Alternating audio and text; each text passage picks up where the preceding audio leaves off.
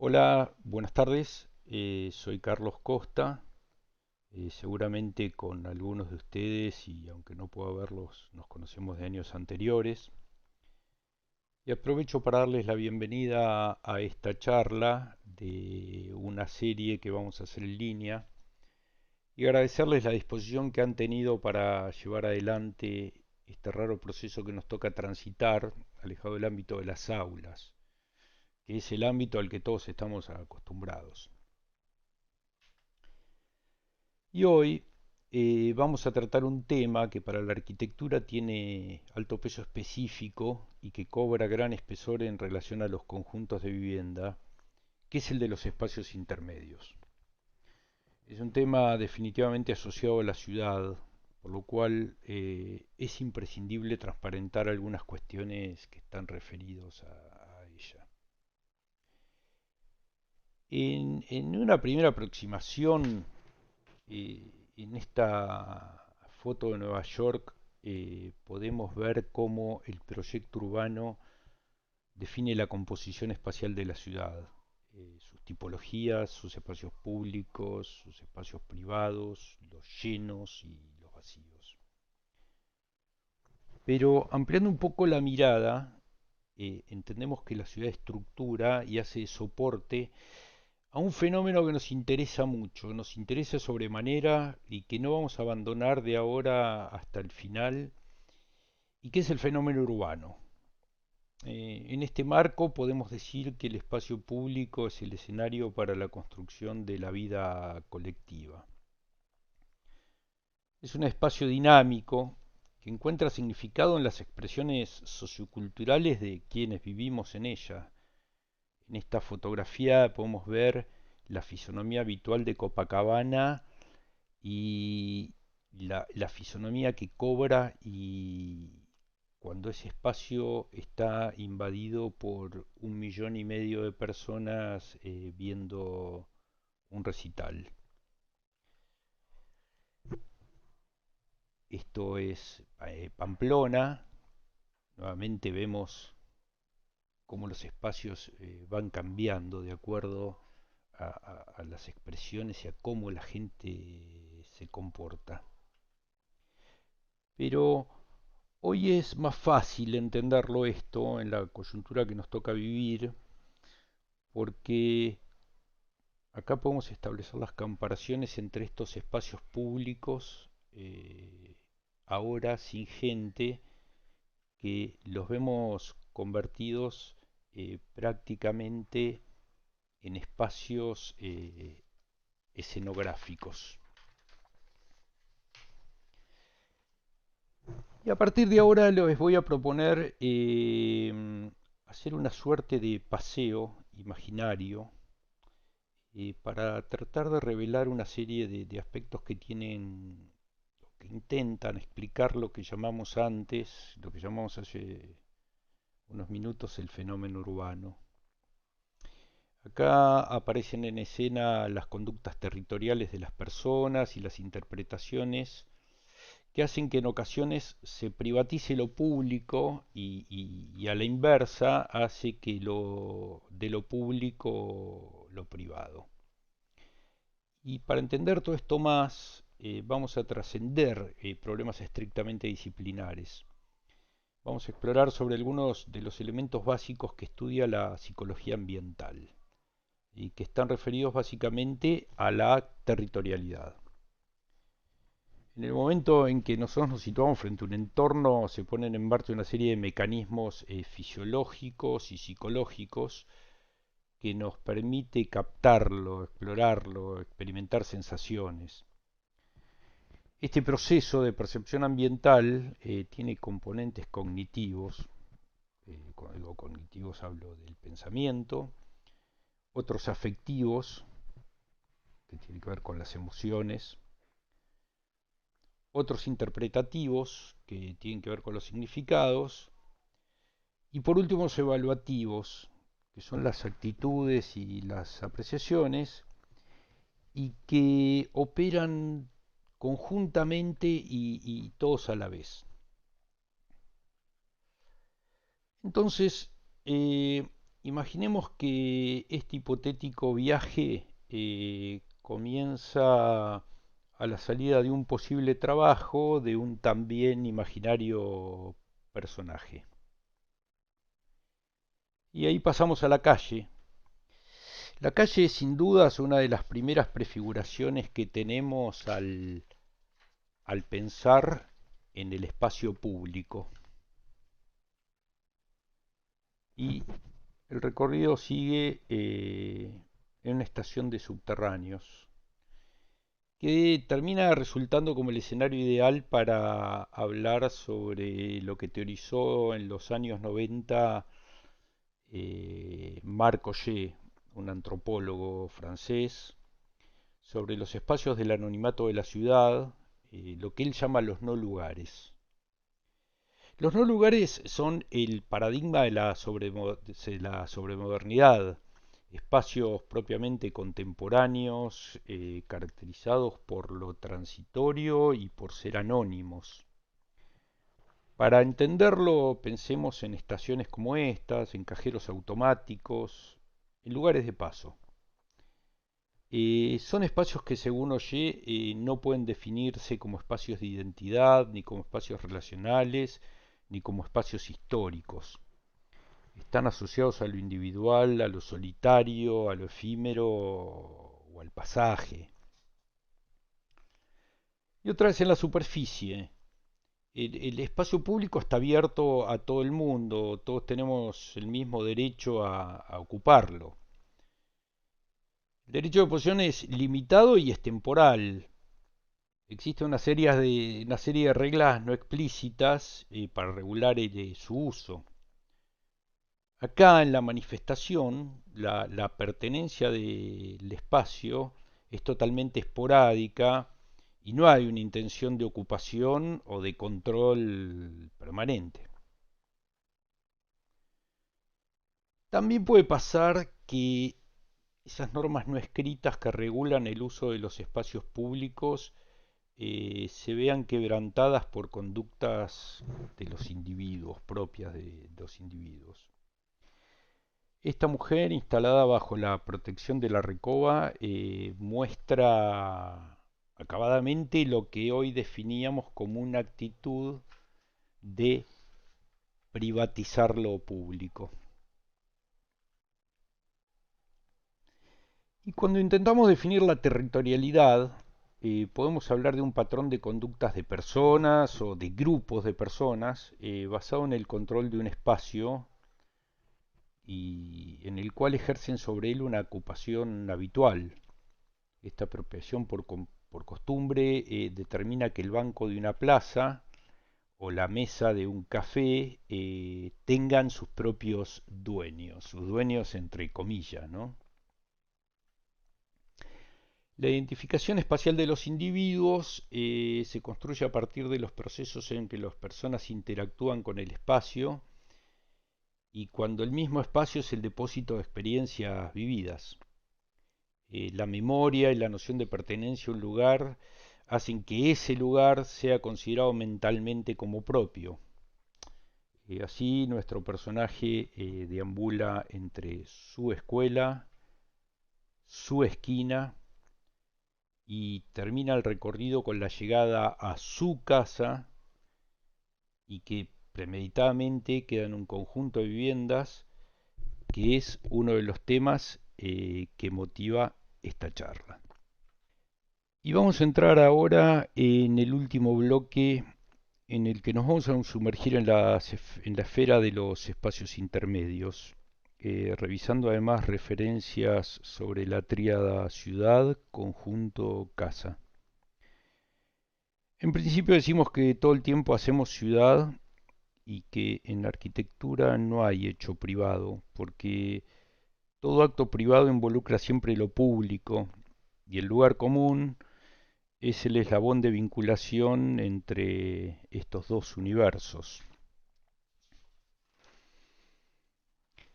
En el camino de lo intermedio, el umbral es una forma de entender la realidad en que vivimos y la arquitectura que mejor lo acompaña. En la filosofía del umbral se encuentran los espacios capaces de reconciliar los opuestos, el interior y el exterior, la parte y el todo, lo público y lo privado. Estos espacios de transición se convierten en los actores protagónicos en la definición de los conjuntos de vivienda. El espacio entre se tiñe permanentemente de uno y otro hasta desdibujar cualquier tipo de fronteras. Y ahora, a través de una selección de obras, vamos a explorar cómo los conjuntos de viviendas actúan como dispositivos conformantes de la ciudad. Insisto, antes de empezar con los ejemplos, en fijar la mirada en las gradaciones espaciales, en la descomposición del espacio intermedio, en la resolución del salto psicológico que se produce entre esos pares supuestamente polares, el interior y el exterior, la ciudad y la casa, lo público y lo privado. Y además, en forma recurrente, vamos a ir viendo cómo están presentes en los conjuntos eh, algunos elementos que son propios de la ciudad. En el Panedile, la Avenida del Libertador, Mario Roberto Álvarez separa el programa en tres piezas, poniendo en énfasis, poniendo en realidad énfasis en la adaptación de la arquitectura al contexto construido a través del orden y de la relación, y disolviendo la propia identidad del edificio con la clara voluntad de construir ciudad. La planta cero del conjunto activa la relación entre el espacio propio con el espacio público. La plaza, que resulta del avance de la vereda hacia el interior del terreno, es el dispositivo de relación con la ciudad, eh, haciendo que desaparezca todo límite. Y precisamente como hablamos de límite, antes de terminar con el Panedile, tendríamos que detenernos a aclarar un asunto que tiene que ver con la noción de límite. Comúnmente y casi de una manera reductiva se vincula el límite con el límite físico. Sin embargo, deberíamos entenderlo en términos cercanos a la dimensión psicológica del espacio. Los grados de accesibilidad, los grados de permeabilidad, están definitivamente relacionados con nuestro temperamento, con las emociones, con la sugestión, con la percepción, con la luz, con la oscuridad, el reflejo, que pueden inducirnos al descubrimiento, a la curiosidad, a construir el límite a través de sensaciones. Y tal es así que de un efecto se puede crear un límite concreto. Vicente Krause decía que nuestra experiencia es vital y ponía como caso que el mismo miedo podía ser un límite. Y aclarado esto, bueno, vamos a pasar a otra obra.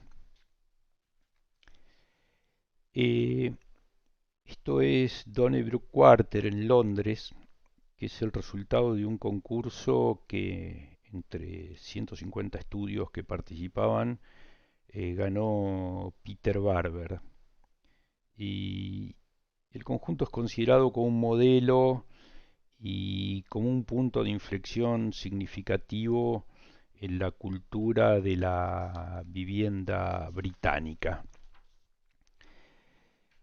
Eh, Dos nuevas calles cruzan eh, y lo conectan con el barrio.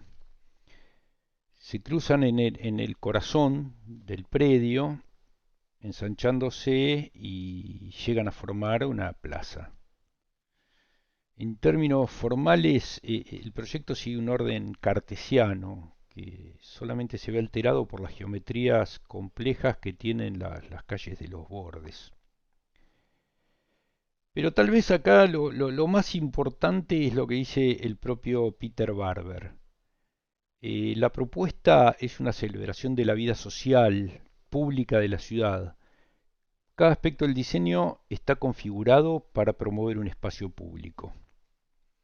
Y nosotros decimos que las calles donde la gente se sienta a disfrutar, los chicos a jugar, ir y venir de sus casas o simplemente pasar.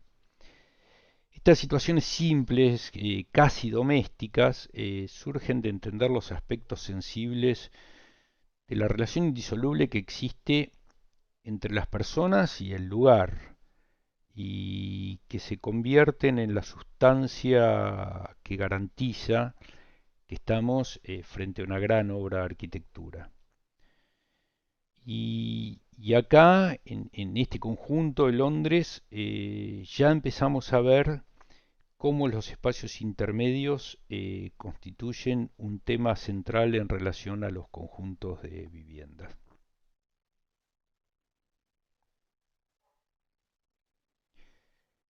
Bingham-Kurt forma parte de un proyecto de renovación urbana en Filadelfia en los años 60.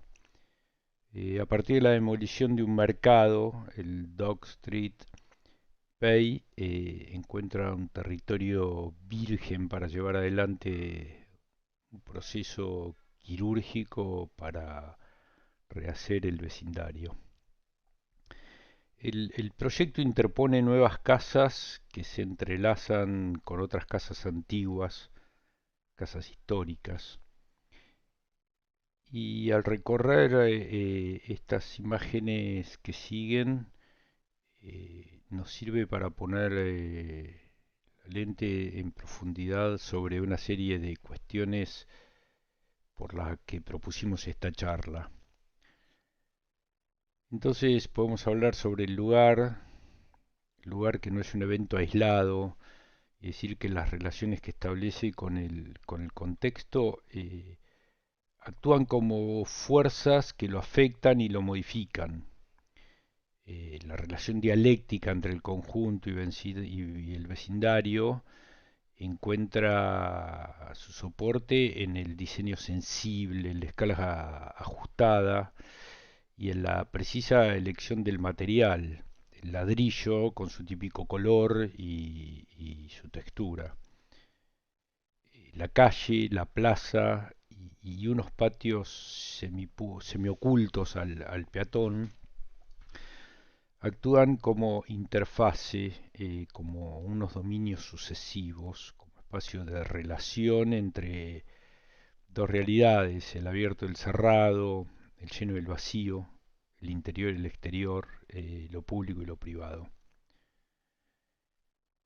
Y para que sean posibles las gradaciones entre el espacio privado y el colectivo, inevitablemente se deben proyectar cualidades de uno en el otro, invirtiéndose los valores de lo público y lo privado, llegando casi hasta sus propios límites, como si fueran unas sobreimpresiones inversas de un espacio sobre el otro. La fuerte definición que tiene Bingham-Kurt como bloque urbano, pero por sobre todas las cosas la relación recíproca que establece con el sitio hacen que sea un conjunto que se convirtiera en un patrón fundante de la arquitectura residencial de Filadelfia de la década del 60. Y las decisiones proyectuales del estudio Carvajal en este conjunto tienen un rasgo distintivo. Encuentran su propia plataforma de despegue en la tradición. Están tenidas por huellas sevillanas en varios sentidos. Eh, por un lado, su única fachada, que tiene un aspecto severo, opaco, es producto de apropiarse de rasgos de lo que se llamaban los corrales de vecinos, que fueron unas viviendas colectivas de trabajadores del fin del siglo XIX y principios del XX, eh, casi sin relación con la calle, solo como acceso al conjunto. Por otro lado, la llegada de las viviendas por lugares comunes también tiene semejanza con el acceso a esas casas de los corrales, que lo hacían por galerías, unas galerías que trascendían su propia función y se convertían en lugares de convivencia. Y acá, en el conjunto del estudio Carabajal, en este estudio, en este conjunto en la calle Becas, pasa un poco lo mismo. El callejón, el puente, la interpretación de esa recoba, son los elementos que construyen los espacios comunes, los espacios intermedios, que cobran carácter por la colectivización de los vecinos, que se apropian de ellos y los convierten en zonas de relación. Es una obra en la que resulta trascendente la secuencia de lugares comunes, que hace que el espacio que media entre la calle y el ámbito de lo doméstico diluya el salto físico y emocional que existe entre lo colectivo y lo privado, entre el interior y el exterior. Y de ahí vamos a saltar a París. Eh, Esto es unas viviendas en la Rue de Mex, eh, un lugar que se caracteriza por el ruido de bocinas, tránsito y mucho movimiento vehicular. Entonces, Renzo Piano propone un edificio que, a mi entender, entra en perfecta sintonía con el entorno y con el tejido urbano. Desde el exterior, ya en esta fotografía se empiezan a ver unos cortes verticales que resuelven a la vez los ingresos al conjunto y también actúan produciendo unas divisiones en el frente que lo hacen guardar una relación escalar por sus dimensiones con los vecinos. Y una vez que pasamos estos tajos, eh, descubrimos un patio que está lleno de abedules y jardines, donde hay una atmósfera, se produce una atmósfera casi monacal, que sin duda se establece un fuerte contraste y que es imprescindible con el caos que hay en el exterior. Y como el tema que hoy nos involucra es el de los espacios intermedios y usando como fondo estas imágenes que creo que son su traducción, me parece que es como un buen momento para citar a Aldo Van Eyck. Y Van Eyck decía: del deseo real de superar las polaridades que no existen, la parte y el todo, el interior y el exterior, lo individual y lo colectivo, lo público y lo privado, y es ahí donde el umbral simboliza el terreno donde los extremos se unen y donde el hombre encuentra alivio a la disyuntiva entre lugares o condiciones distintas. Los espacios en este conjunto, los espacios intermedios se multiplican y amortiguan el impacto que se produce entre lo público y lo que es la intimidad de la casa.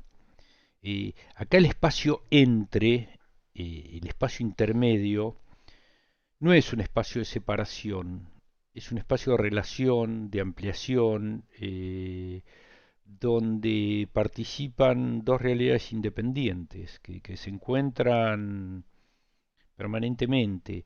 Es a la vez abierto y cerrado, lleno y vacío, y reconcilia siempre esas mitades que están supuestamente enfrentadas.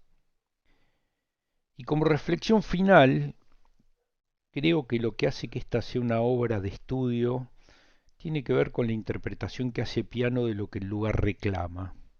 Y a mi entender, lo que reclama no es otra cosa que serenidad. Serenidad como contrapunto de un escenario que se le presenta como hostil, pero por sobre todo como aporte para la buena calidad de vida. Siguiendo con esta saga de intervenciones en ciudades europeas, Gregotti tiene que proyectar unas 200 casas en Venecia, en un sitio que había funcionado durante años, la fábrica Zafa, una fábrica de fósforos. Y a partir de una cuidadosa lectura del lugar, por un lado, y casi como una operación de sutura urbana, eh, entra en perfecta sintonía con la textura de la ciudad. En la estructura de espacios urbanos, los casas se disponen entre lo que los italianos llaman cali, callejones, y campi, que son esos lugares, esos espacios abiertos rodeados de edificios significativos. Y por otro lado, capta la atmósfera de la Venecia menor, capta la esencia de los espacios escondidos, silenciosos, singulares, capta los típicos contrastes de Venecia, capta su repertorio de elementos urbanos, capta y se empapa de su tradición. Esta sensibilidad emocional entra en consonancia con el lugar, con lo existente, con quienes ven el conjunto, con quienes lo habitan, y queda conformada una red de plazas, calles, pasajes, puentes, portales, jardines, hasta altanas, que son esas terrazas techadas de madera típicas de Venecia, que terminan de definir su carácter con los colores, las texturas, los sonidos y hasta con el mismo y típico desorden. Gregotti extiende y amplía más que nunca la batería de recursos que resuelve la experiencia que media entre el universo de lo público y el de lo privado. Lo desmenuza en tantas partes como puede, para licuar el pasaje entre el afuera y el adentro.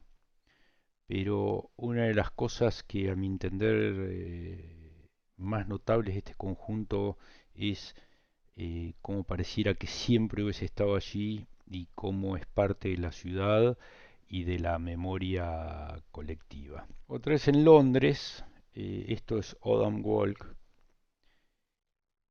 que es otra obra en que la descomposición del espacio en infinitos y entrelazados fragmentos es el protagonista principal.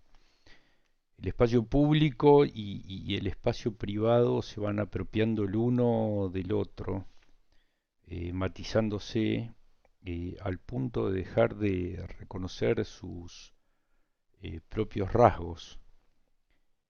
Eh, lo consigue recreando aquellas cosas que uno puede encontrar en viejas ciudades de Europa, calles zigzagueantes que chocan contra una plazoleta, un muro cubierto por una enredadera, un puente, un zaguán, hacen que el espacio interior tenga rasgos orgánicos, por momentos cultóricos, como si fuera una ciudad densa, con pasajes, jardines, escaleras que cuelgan, un repertorio amplio.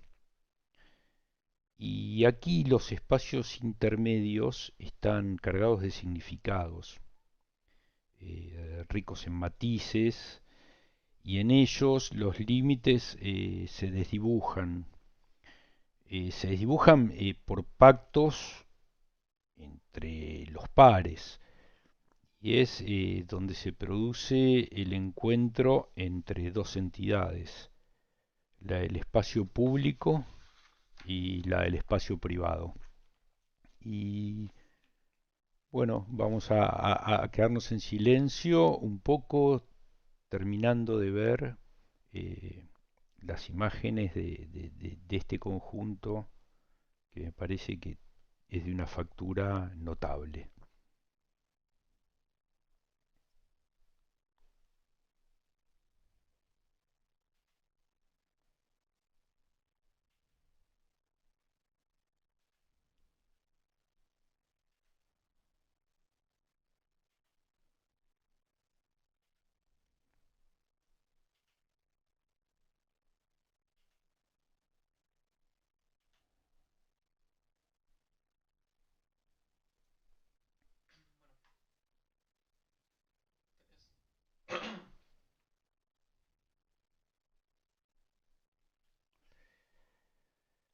Si hay algo que caracteriza a MBRDB es su capacidad de exploración y sus respuestas de vanguardia. Y este, el edificio Celosía en Madrid, no es la excepción. Está planteado como un sistema edificatorio, no como un elemento singular. Lo piensan como un dispositivo colonizador, adaptable a diferentes lugares, tamaños, a diferentes codificaciones. Es una manzana perforada que, no cabe duda, evoca los principios de los inmuebles villa de los años 20. Pero lo sustancial de este proyecto radica en la experimentación sobre algo casi inédito para su época. Pensemos que esto es del año 2009-2010, y que son los espacios públicos en altura. Los patios públicos, estos patios en altura, son espacios de transición concebidos como lugares comunitarios, de encuentro, de interacción vecinal, que promueven una forma de vida extrovertida. Eh, Estos vacíos podemos interpretarlos como pequeñas plazas compartidas por varias casas, lugares de tránsito y de relación, que empiezan a tomar como un muy fuerte carácter cuando aparecen los balcones y las pasarelas como componentes de esos lugares. Y a mi entender, uno de los aportes sustanciales de la obra es cómo desagrega y multiplica los espacios de asociación, pero que ahora dejan de ser exclusivos de la planta cero.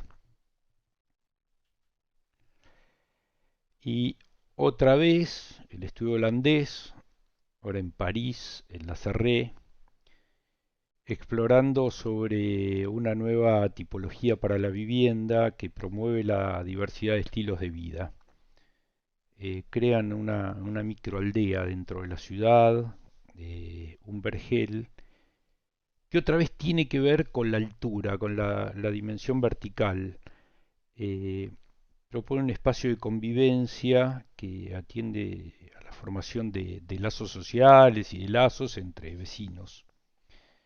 Hay unidades de vecindad dentro del edificio que estimulan la interacción de sus habitantes.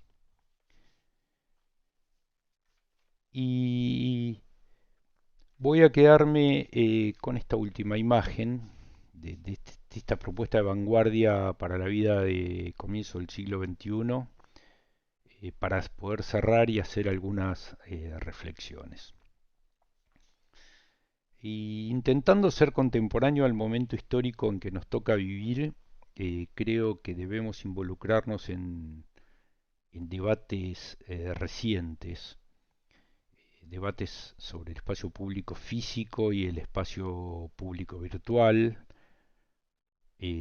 sobre los hábitos de relación entre las personas en esta era de las comunicaciones, enfocándonos siempre en alternativas superadoras a las estrategias convencionales. Y voy a apropiarme de algunos conceptos de la arquitecta Claudia Charito en relación a que deberíamos pensar en la vivienda, que la vivienda es parte del barrio, pensar en la ciudad como lugar para habitar el presente, proteger el pasado y proyectar el futuro.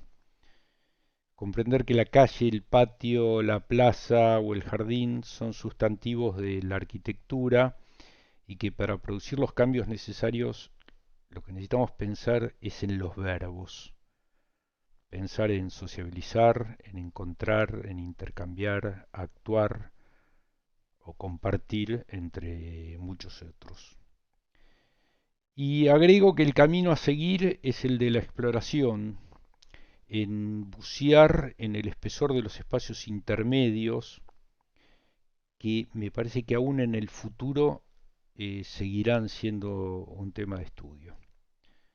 Y espero que esta charla les haya sido de utilidad y que haya sido disparadora de reflexiones críticas. Les dejo un saludo y vuelvo a agradecerles la disposición para llevar adelante este proceso lejos de las aulas. Gracias.